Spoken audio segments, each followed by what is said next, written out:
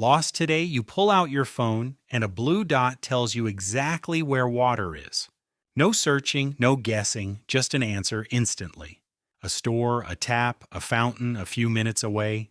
The only real constraint left is usually just battery percentage.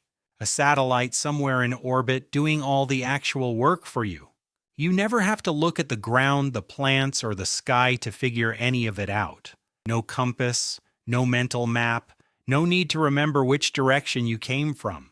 No need to track the sun's position across the sky just to hold a straight direction. For most of human history, none of that existed. Water wasn't marked on a map. For most of this history, maps themselves barely existed in any form at all. The map lived entirely in memory, updated constantly, and shared only by walking someone else through the land directly. It had to be found by reading the land itself correctly every single time. Get the reading wrong in the wrong place, and there often wasn't a convenient second attempt. So what did that skill actually look like, and why is it almost completely gone today? A skill that took an entire childhood to build, disappearing in the span of just a couple of generations.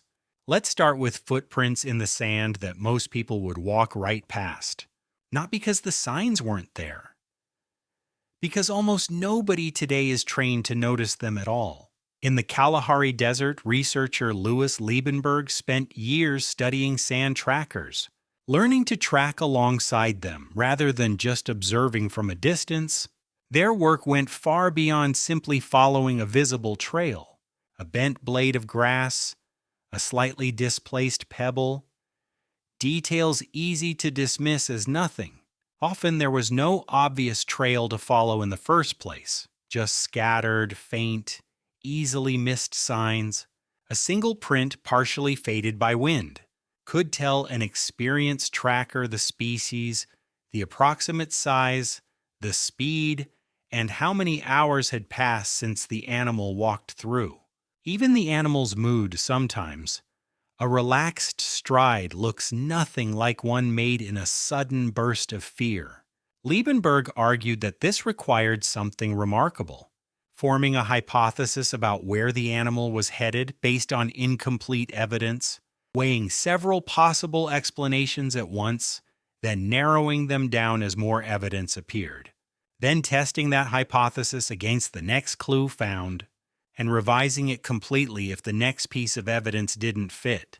Get it wrong, and you'd lose the trail and possibly the water source that animal was walking toward. An entire day's walk, wasted, in a landscape where every wasted hour carried real physical cost.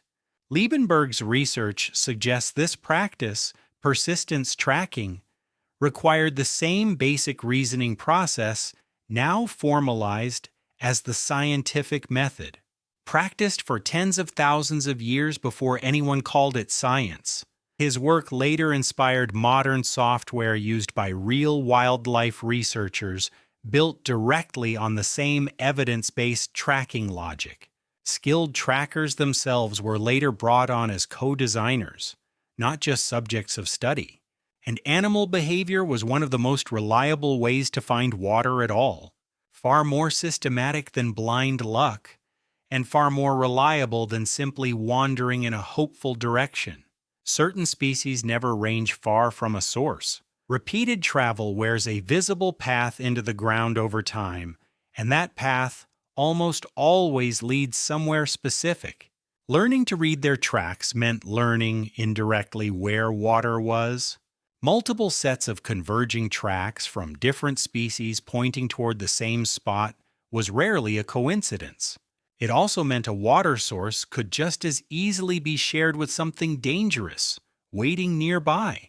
Reading the land itself mattered just as much as reading tracks. Even the color and texture of soil could hint at moisture sitting just beneath the surface. A slightly darker, cooler patch of ground, easy to miss unless you already knew to check for it. Certain plants only grow where roots can reach groundwater, even in ground that looks completely dry on the surface. Some species were reliable enough to be trusted as a near guarantee, not just a hopeful guess. knowing exactly where to dig, without wasting effort testing ground that clearly wouldn't work.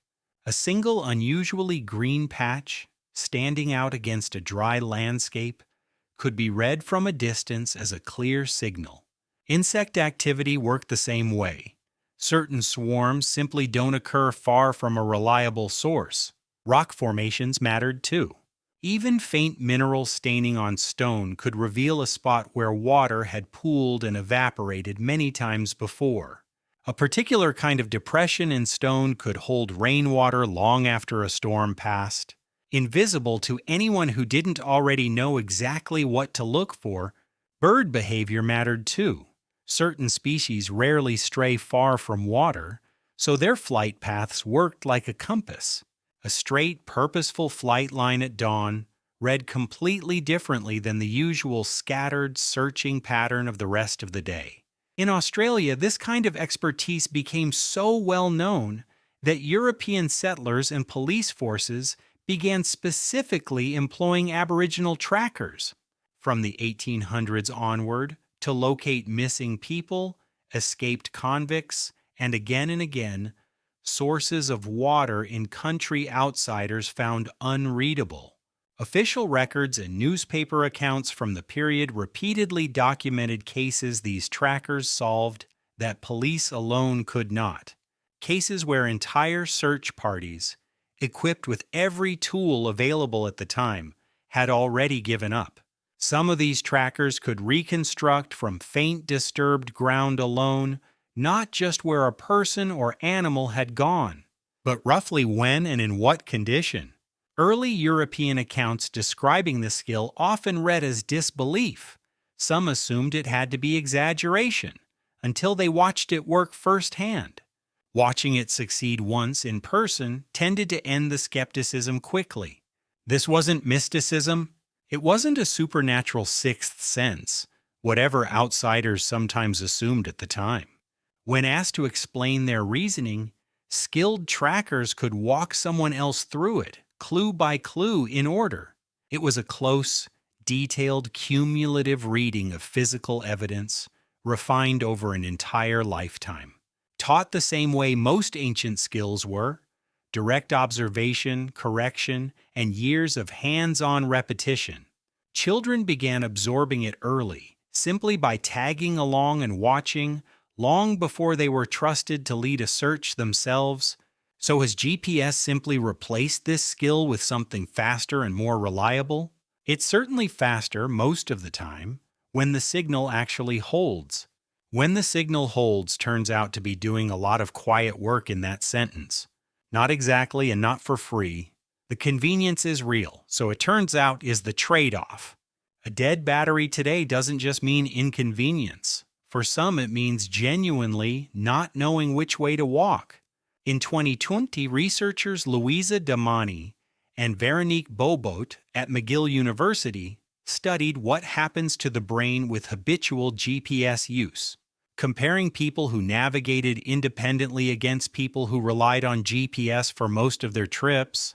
Even along completely familiar, previously traveled routes, the difference in recall still showed up clearly, published in scientific reports.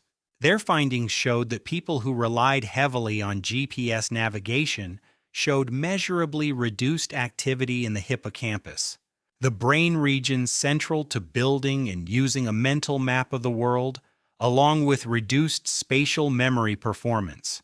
The comparison held even when researchers accounted for age and general navigation experience. It wasn't explained away by younger participants simply being less experienced navigators overall. Separate research on London taxi drivers, who memorized the city's layout without GPS, found the opposite effect: a measurably larger hippocampus. The same brain region, moving in opposite directions depending entirely on whether it's actually being exercised. The skill wasn't just forgotten culturally. It appears to visibly weaken in the same brain in the same lifetime once it's no longer regularly used. Other researchers have separately linked reduced hippocampal activity to a range of long-term outcomes: adding real weight to what looked at first like a small convenience trade-off. This particular brain region shows up repeatedly across a wide range of otherwise unrelated memory research. Ancient humans didn't need a map because they carried one, built constantly out of tracks, plants, and the shape of the land itself. A map that got sharper every single day it was used, rather than one handed over complete and finished. Sharpest usually in exactly the people who had walked that same land the longest. We built a device that does that work for us now, instantly, without error. What it quietly took in exchange was the exact mental skill it replaced. S100 image prompt. Scene. Parchment info card.